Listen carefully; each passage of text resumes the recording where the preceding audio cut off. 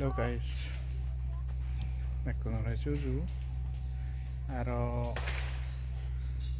백건어의 হুজি বুদ্ধ পূর্ণিমা বুদ্ধ জয়ন্তী হচ্ছে আমি বিদেশত থাকি নালে বেশ সময় নপাই কিন্তু এই হচ্ছে হেনে না হিনাদে ও এই যে এলো মানে ফিরে এলুম বেল্লি দিওরবো সেনাতে মন্দিরে দেখছো বুদ্ধরা গণনা করলুম 백건어라 আজা 백건어রা হুজি কামনা করে নেই হিনাদে শর্ট ভিডিও डालेबार सांगा 백건어रा बन হুজুর ভিডিও बने देबार ये टेंपल जो है ये लियोन में स्थित है, पूरा पहाड़ों के ऊपर है।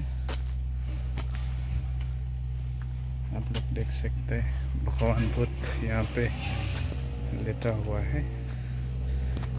बहुत ही सुंदर से सजाया गया है। यहाँ पे आप पूजा भी कर सकते हैं। थोड़ी देर पहले मैंने भी किया, ये भी देख सकते हैं।